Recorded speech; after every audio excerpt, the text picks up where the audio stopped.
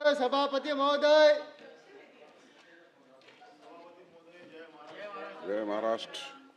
लक्षवेधी चालू आहे. लक्षवेधी मग लक्षवेधी क्रमांक 1.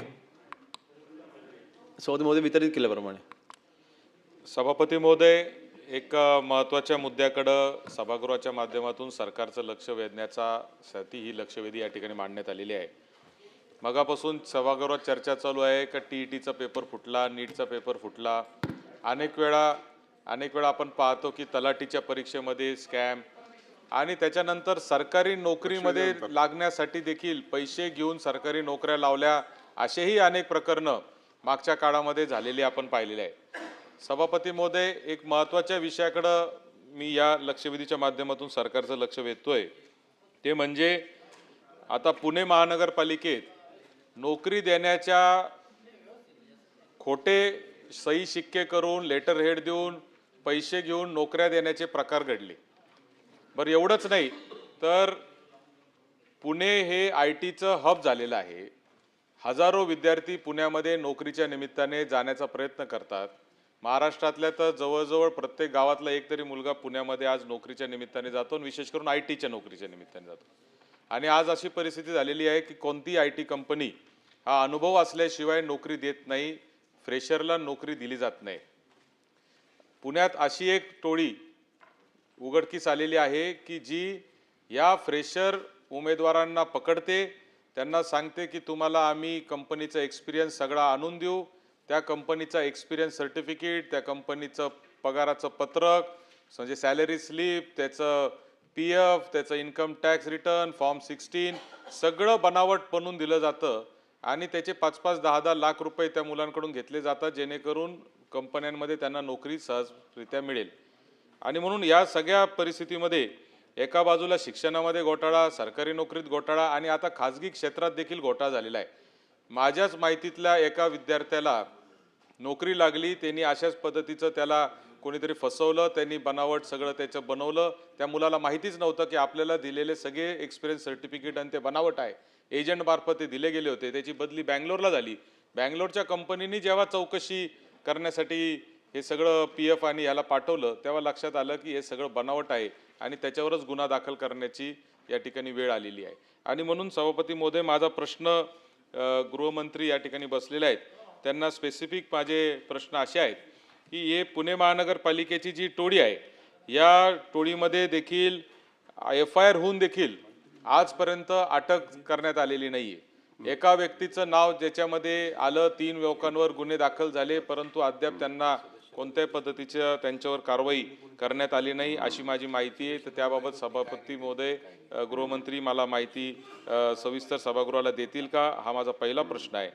दुसरा प्रश्न असा आहे की हे जे खाजगी क्षेत्रामध्ये देखील हे लोन फुटलेलं आहे की ज्या पद्धतीने फेक एक्सपिरियन्स सर्टिफिकेट आणि फेक सगळ्या गोष्टी बनवण्याची जी षडयंत्र करून मुलांना फसवलं जातंय. बेरोजगारी एकीकडे वाढत असताना नोकऱ्या मिळत नाही आणि म्हणून नोकरी मिळण्यासाठी हतबल झालेले पालक आणि हतबल झालेले मुलं हे फेक एक्सपिरियन्स विकत घेत आहेत. आणि ह्याच्यासाठी देखील गृह विभागाने काहीतरी प्रतिबंध केला पाहिजे. त्यासाठी काही स्वतंत्र यंत्रणा मंत्री महोदय विचाराधीन आहे का? असल्यास कोणत्या पद्धतीची यंत्रणा आपण त्यासाठी उभी करू शकतो, असे माझे 2 स्पेसिफिक प्रश्न या निमित्ताने. मंत्री महोदय. सभापती महोदय, सन्माननीय सदस्यांनी या लक्षवेधीमध्ये ज्या तक्रारीचा इथे उल्लेख केला आहे आणि ज्या FIRचा उल्लेख त्यांनी आता त्यांच्या प्रश्नामध्ये देखील त्यांनी केलेला आहे. तर 30 जानेवारीला पुणे पोलीस आयुक्तांकडे एक तक्रार दाखल झाली आणि त्या पहिल्या तक्रारीमध्ये एक ओव्हरऑल जनरल तक्रार ती होती आणि कुठली स्पेसिफिक त्याच्यामध्ये उल्लेख नव्हता. तथापि त्यांनी एक फॉलोअप म्हणून त्यांनी, मला वाटतं 6 महिन्याच्या नंतर एक 12 जूनला त्याच व्यक्तीने पुणे महानगरपालिकांच्या उपायुक्तांकडे तक्रार दाखल केली. त्याची प्रत किंवा त्यांनी कुठली त्याची कॉपी त्यांनी पोलीस विभागाला त्यांनी काही दिलेली नाही. परंतु त्या तक्रारीमध्ये ज्या व्यक्तीचा नामोल्लेख त्यांनी केला होता त्या व्यक्तीच्या नावाने 10 फेब्रुवारीला शिवाजीनगर पोलीस स्टेशनला एक तक्रार दाखल झाली होती ती तक्रार ज्या व्यक्तीने केली होती त्यांच्या भाच्याचा आणि त्यांच्या काही नातेवाईकांची फसवणूक काही ठराविक व्यक्तींनी केलेली आहे असं त्या तक्रारीमध्ये नमूद होतं. आणि त्या अनुषंगाने ज्यांनी तक्रार केलेली आहे त्या तक्रारदारांना आपण जेव्हा जबाब घेण्याकरता बोलावलं तेव्हा आपण त्यांच्याकडे काही डॉक्युमेंटची मागणी केली आणि त्यांनी तसं जबाबाच्या वेळेला देखील त्यांनी तसं नमूद केलेलं होतं की पुढच्या 3 ते 4 दिवसामध्ये आम्ही हे डॉक्युमेंट आपल्याला आणून देतो. तथापि आता ही गोष्ट आहे फेब्रुवारीची. त्याच्यानंतर मार्चमध्ये आपण त्यांना काही पत्रव्यवहार केलं की आपण जबाबाच्या नुसार आपण डॉक्युमेंट आपण सादर करावे. तर मार्चमध्ये त्यांनी कुठलेही तसे डॉक्युमेंट त्यांनी सादर केले नाहीत. जूनमध्ये पुन्हा एकदा आपण त्यांना पत्र पाठवलं आणि त्यांनी पत्र पाठवल्याच्यानंतर किंवा त्यांच्याशी आपण संपर्क केल्याच्यानंतर त्यांनी असं म्हटलं की आमची आता तक्रार आता कुठलीच नाही, आम्ही आमची तक्रार मागे घेतोय. ज्यांनी कोणी आमच्याकडनं जो काही निधी घेतला होता किंवा पैसे घेतले होते ते सगळे पैसे त्यांनी आम्हाला परत केलेले आहेत. असं करून त्यांनी लेखी दिलेलं आहे की आमची तक्रार आम्ही मागे घेतो. त्यानंतर चौथी तक्रार देखील खडक पोलीस स्टेशनला ही दाखल केली गेली होती. त्यामध्ये त्या तक्रारीमध्ये आपण FIR हा दाखल केलेला आहे. परंतु तो जी रक्कम जी आहे ती त्यांच्याच म्हणजे मला वाटतं अमीर शेख म्हणून त्या व्यक्तीच्या विरोधामध्ये ही तक्रार आहे. जवळपास 2,86,000ची ही फक्त तक्रार होती. त्याच्यामुळे देखील काही रक्कम ही परत केली आहे. परंतु तक्रारीचा आणि त्याच्यामध्ये ओव्हरऑल आपण जे काही पाहिलं तर त्यामध्ये आपण एका व्यक्तीवरती आपण गुन्हा देखील दाखल केला आणि आपण पुढील देखील चौकशी आपण करतोय. 5वी तक्रार पुन्हा एकदा शिवाजीनगरला होती. तर नातेवाईकांनीच काहीतरी पैसे घेतले होते तर नातेवाईकांच्या अंतर्गतच त्यांची तक्रार होती. त्या बाबतीत देखील आपण चौकशी चालू केली आहे आणि नक्की त्याच्यावरती देखील दोषींवरती आपण कारवाई करू.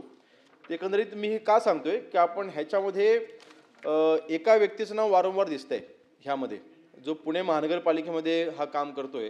जरी तक्रारदाराने तक्रार मागे घेतली असेल तरी सुद्धा त्या व्यक्तीचं नाव जर का पैसे घेतले आणि पैशांनी परत केलेले आहेत हे दिसून येते. आणि म्हणून आज ब्रीफिंगच्या दरम्यानच मी सांगितलेलं आहे की हे आपण सुमोटो या व्यक्तीची आपण चौकशी करणं आवश्यक आहे की हा व्यक्ती कोण आहे ज्यांनी पैसे घेतले आणि ते पैसे त्यांनी परत केलेले आहेत. कारण रक्कम ही 70 लाख रुपयाची मोठी रक्कम आहे. आणि म्हणून मला वाटतं ह्या व्यक्तीची संपूर्णपणे चौकशी ही करण्यात येईल. नंबर 1. नंबर 2, आपण दुसरा उल्लेख केलेला आहे की खरं तर त्याचा उल्लेख कुठेही लक्षवेधीमध्ये नाही. परंतु आपण इथे लक्षवेधी मांडत असताना प्रायव्हेट फर्मचे डॉक्युमेंट फेक डॉक्युमेंट्स तयार करायचे म्हणजे एक्सपिरियन्सचे सर्टिफिकेट खोटे तयार करायचे किंवा त्यांचे जे काही सरकारी नोकरी देत असताना किंवा काही करायची कॉन्ट्रॅक्ट बेसिसवरती घेत असताना आपण एक्सपिरियन्स मुलांना घेतो. तर ते एक्सपिरियन्सचे डॉक्युमेंट जे आहेत ते फेक डॉक्युमेंट तयार करायची काही व्यक्तींची टोळी आहे असं आपलं म्हणणं आहे. नक्कीच त्या बाबतीमधली अजून काही ठराविक डिटेल आपल्याकडे असेल तर आपण द्या. त्या सगळ्यांची आम्ही सखोल चौकशी करू आणि दोषींवरती योग्य ती कारवाई करू. बाई महोदय, मंत्री महोदय आपल्या परीने या प्रकरणामध्ये काय कारवाई झाली किंवा काय कारवाई होऊ शकते याचा आपण इथे उल्लेख करत आहात. परंतु आपल्याला या आर्थिक गुन्हा म्हणून ह्याच्याकडे फक्त बघू नका.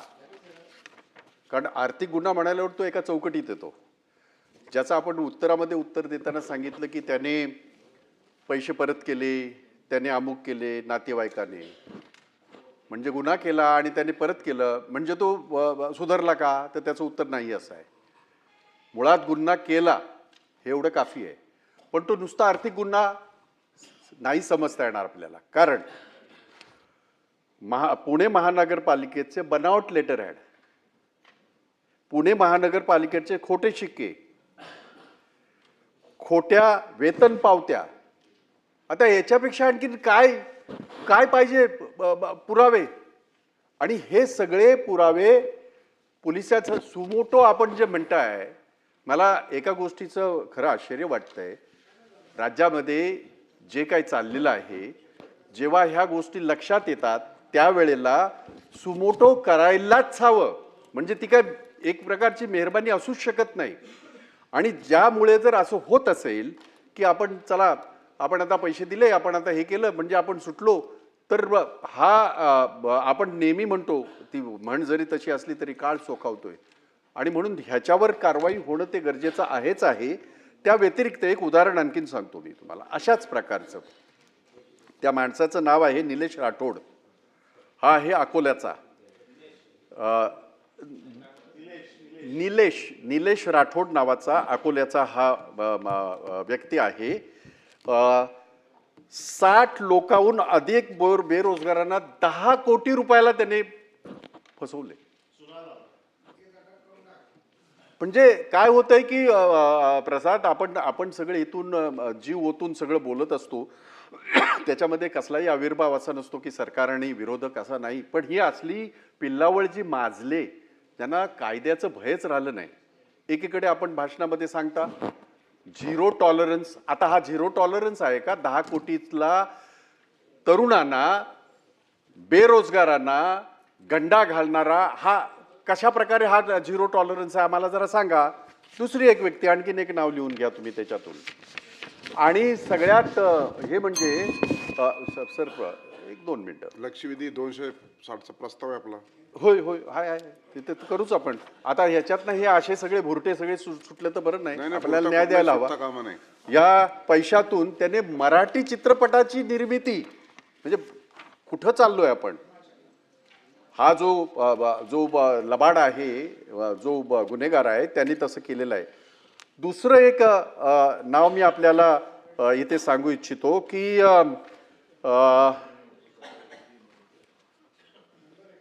भारतलाल पांडे.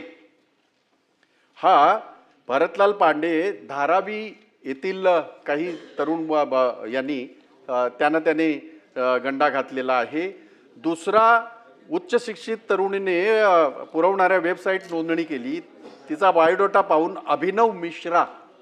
ही सगळी नावं यासाठी मी घेतोय की हे किती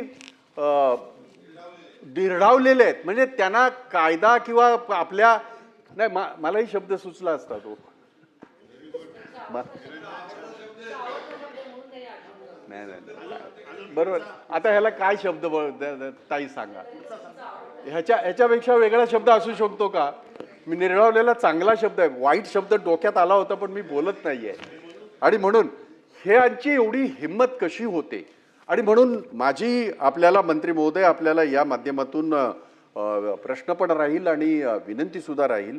आपण ह्याच्याकडे फक्त आर्थिक गुन्हा म्हणून न पाहता ही आपल्या महाराष्ट्रातल्या सृजनशील असलेल्या समाजाला लागलेली एक कीड आहे. आणि हे सगळे हे जेवढी नावं मी सांगितली हे इतके निर्ढावलेले आहेत की त्यांनी त्या पैशाचा वापर सुद्धा करून मोकळे झालेले आहेत. आमचं कोण वाकडं करतंय अशी ही जी भावना तयार झाली योग्य नाही.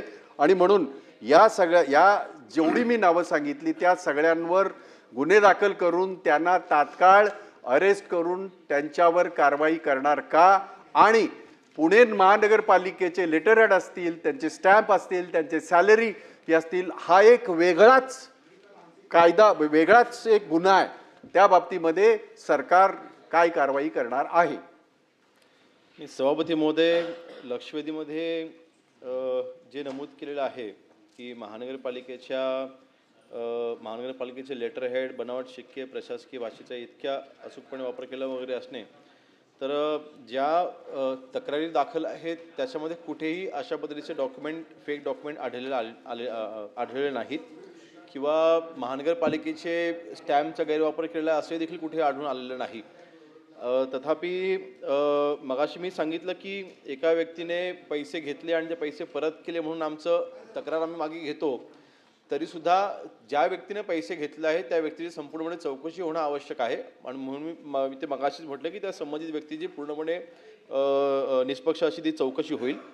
नंबर 1. नंबर 2, आपण जी नावं घेतली आहेत, निलेश राठोड असेल, भरतलाल पांडे असेल किंवा अभिनव मिश्रा असेल, नक्कीच ह्या सर्व व्यक्तींच्या बाबतीमध्ये आपल्याकडनं देखील वाढीव अजून काय माहिती असेल तर आपण मला ती उपलब्ध करून द्या. नक्कीच त्या बाबतीमध्ये या तिघाही व्यक्तींवरती त्यांची संपूर्णपणे चौकशी केली जाईल. आणि आता तर मला वाटतं BNS 338 नुसार जर का सरकारी डॉक्युमेंटचं जर का बनावट डॉक्युमेंट तयार केली तर 10 वर्षाची त्याला शिक्षा आणि जन्मठेप देखील जे त्याच्यामध्ये तरतूद आहे. तर इतकी कठोर शिक्षा तिथे तरतूद असल्याने नक्कीच त्या बाबतीत जर का कोणी असं बनावट डॉक्युमेंट तयार केलं कोणी आढळले तर सभापतीमध्ये त्यांच्यावरती त्यानुसार कडक कारवाई करण्यात येईल. प्रवीण पोटे. सभापती महोदय, मंत्री महोदयांनी सांगितलं